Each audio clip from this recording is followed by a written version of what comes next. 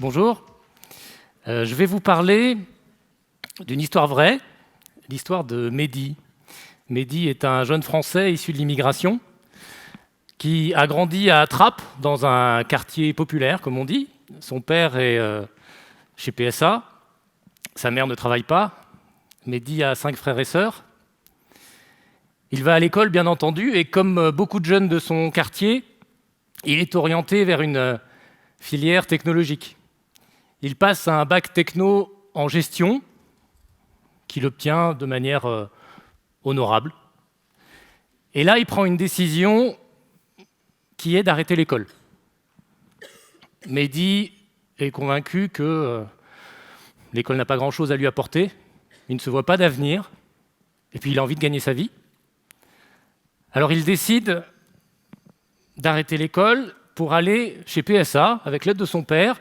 Il va travailler à la chaîne pendant quelques mois, jusqu'à ce que son poste soit remplacé par un robot. Alors Mehdi erre un peu, attrape dans son quartier, il est à la MJC, et là il a l'opportunité de partir pour un chantier solidaire en Afrique. Donc il se dit pourquoi pas, il part en Afrique, et là se produit un déclic. Mehdi est au Mali, et son chantier solidaire consiste à construire une école.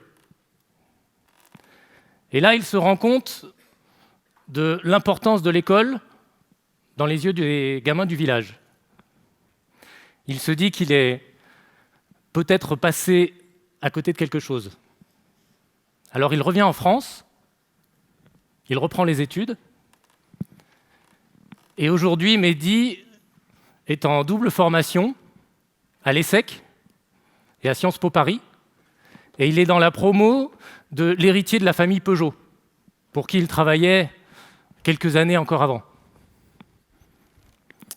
Voilà. Alors, voilà une belle histoire, mais malheureusement, c'est une histoire qui est exceptionnelle.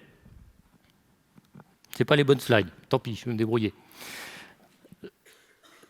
Si on regarde les chiffres des études, vous les connaissez, il y a une foultitude de chiffres, études PISA et autres, qui vous disent que l'école entraîne beaucoup de reproduction sociale. Je vais juste vous citer 2 chiffres. Si vous êtes fils d'ouvrier, vous avez 10 fois moins de chances que si vous êtes fils de cadre ou fils de prof d'avoir un bac S. Le fameux bac S. Celui qui vous ouvre plus que d'autres les portes des grandes écoles. Au bout du chemin, vous avez 40% des enfants de cadres ou de profs qui obtiennent un bac plus 5. Les enfants d'ouvriers comme Mehdi, 4%. Alors pourquoi ? Pourquoi est-ce qu'on n'est pas capable, dans ce pays, d'avoir d'autres Mehdi ? Pourquoi est-ce qu'on n'est pas capable d'aller chercher toute l'intelligence et tous les talents ? Moi, j'ai 2 éléments d'explication à vous proposer. Le premier, c'est qu'on en demande trop aux profs. On a toujours en tête un mythe qui est celui du hussard de la République, une espèce de super-héros qui, à lui tout seul, va sortir les gamins des milieux les plus modestes pour les amener sur la route de l'ascension sociale. C'est une belle histoire, mais c'est une fable. Les profs le savent. Si vous êtes enseignant dans un lycée populaire, face à une classe de 30 jeunes, tous d'une grande diversité, avec un programme qui est extrêmement lourd, comment voulez-vous apporter à chacun le temps, le soutien dont il a vraiment besoin pour construire son avenir ? Et puis, il y a des réalités brutales. Florian, un jeune que nous avons suivi, est enfant d'une famille d'agriculteurs des Hautes-Alpes. Il m'a expliqué qu'il a été le premier bachelier de sa famille. Parce que le bus qui l'amène au lycée public met 1h30 sur les routes de montagne. Voilà un vrai problème d'égalité des chances. Que peut faire un enseignant quand il y a de telles questions de transport, de logement, de précarité financière ? Et puis, il y a un autre enjeu, un autre frein. Je vous ai parlé de Mehdi. Mehdi a fait une rencontre décisive en Afrique. Et moi, je suis persuadé que pour en tout cas les plus anciens d'entre vous, si vous regardez vos histoires scolaires, vous avez dans vos parcours quelques rencontres qui ont forgé votre destin, qui ont inspiré vos projets. Alors ça peut être des profs, bien sûr, mais aussi votre famille, des amis, des exemples. Et malheureusement, je suis persuadé que dans les Hautes-Alpes, dans les usines de PSA, il y a d'autres Florian, il y a d'autres Mehdi qui n'ont pas eu la chance de faire cette rencontre décisive et qui se sont arrêtés en chemin. Alors que peut-on faire ? À Passeport Avenir, il y a 10 ans, nous avons eu une idée que moi je considère révolutionnaire, mais pourtant elle est simplissime. Nous avons décidé de créer des rencontres improbables.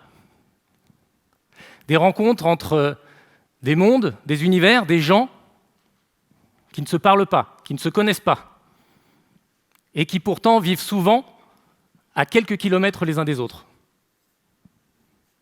D'un côté, ces jeunes, qui peuvent être tentés de se refermer sur leur famille, sur leur quartier, sur leur territoire. De l'autre, des salariés de grandes entreprises, ceux qui sont dans l'emploi, ceux qui ont une situation et qui ne mettent, pour ainsi dire, jamais les pieds dans les banlieues ou dans les campagnes isolées. Ce que nous leur demandons à ces salariés, c'est d'être volontaires. Nous les formons et nous leur confions une mission. Aller au contact de ces jeunes et devenir leurs tuteurs. Les accompagner jusqu'à ce qu'ils obtiennent un bac+5, grande école d'ingénieur, grande école de commerce, M2 universitaire, avec une forte valeur ajoutée sur le marché de l'emploi.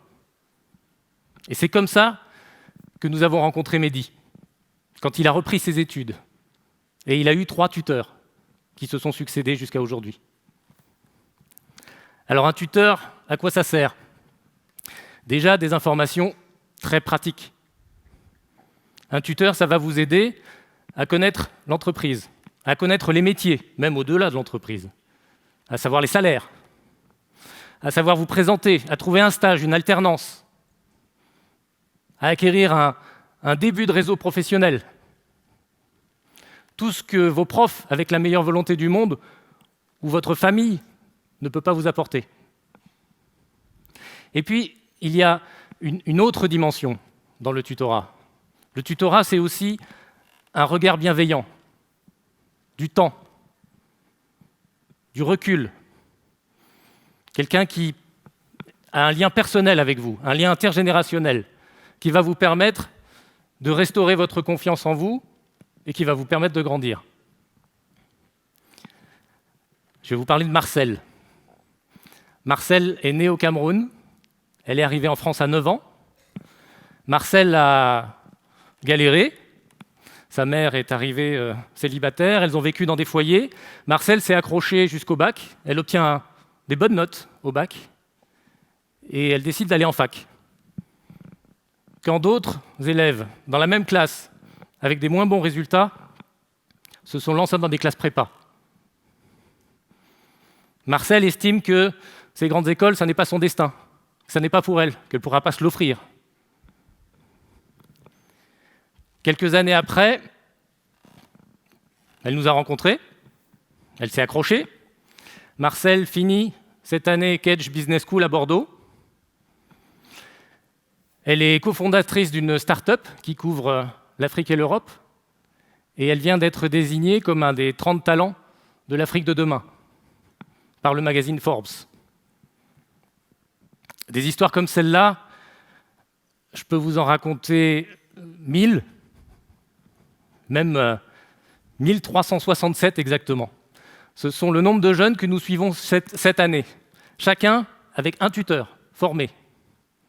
Et ils sont plus de 4000, presque 5000, là vous avez les bons chiffres, cette année, à passer aussi dans les ateliers collectifs que nous faisons sur tout le territoire, dans 170 établissements partenaires.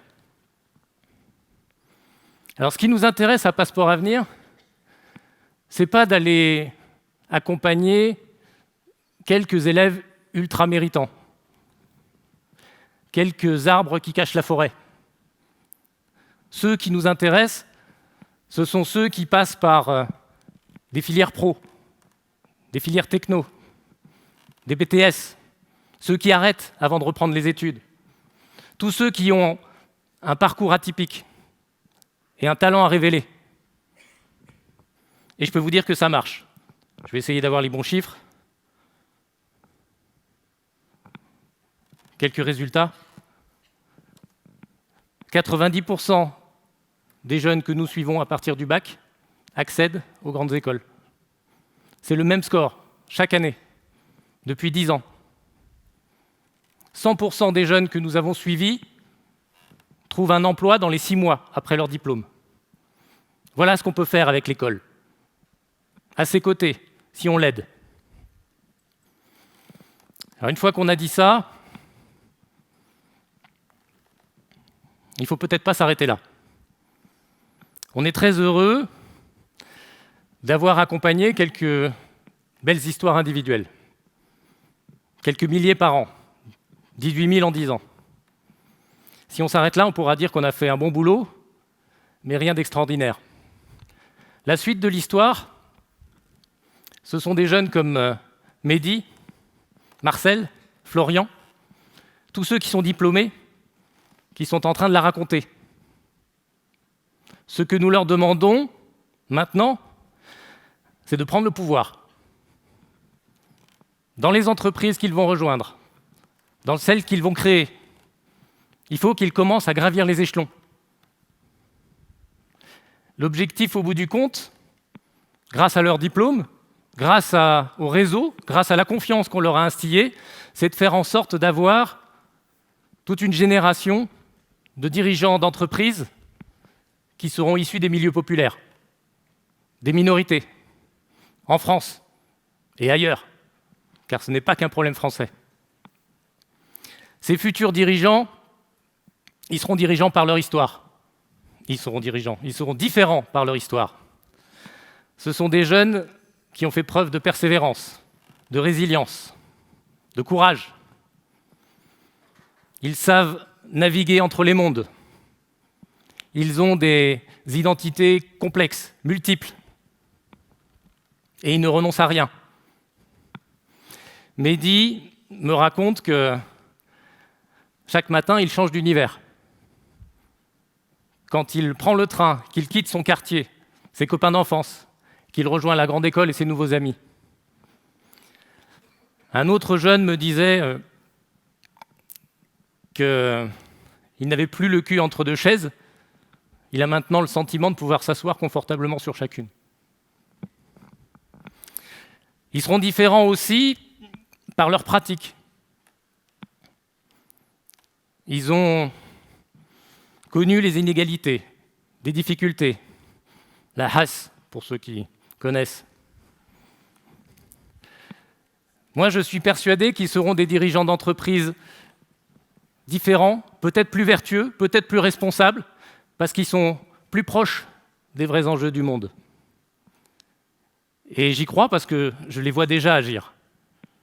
Mehdi et d'autres reviennent dans les quartiers, dans les lycées, dans le 93, dans le 78, devant les terminales techno, devant les premières, pour parler de leur histoire. D'autres jeunes sont en ce moment, à leur initiative, en train de plancher sur une journée mondiale de l'égalité des chances, qu'ils vont faire le 26 novembre, en parallèle, à Casablanca, à Marseille, à Berlin. Et ils ont plein d'autres projets comme ça dans les tiroirs. Ce qui me rend le plus fier dans tout ça, c'est que ces jeunes font corps. Ils font société. C'est la France dans toutes ses dimensions. Ils sont blancs, fils de dockers du Havre, noirs, arabes, autres. Ils viennent de la campagne, ils viennent de la banlieue. Ils ont surmonté les mêmes obstacles. Ils ont des failles similaires. ils ont les mêmes envies. Et ils se rendent compte qu'ils sont unis par un lien qui dépasse les communautés, les territoires, la couleur de peau.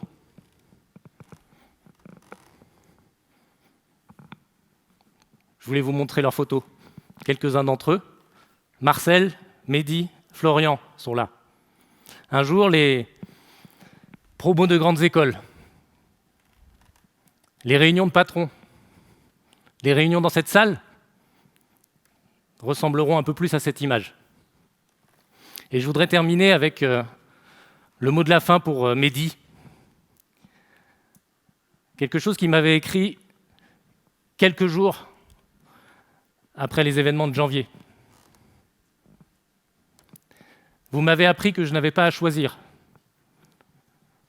entre Bagnolet et la Défense, entre l'islam et la République, mais que j'étais riche de toutes ces différences. Ce qui importe, c'est de ne pas se conformer à une norme, mais de construire sa future réussite à partir de nos passés singuliers. Je vous remercie.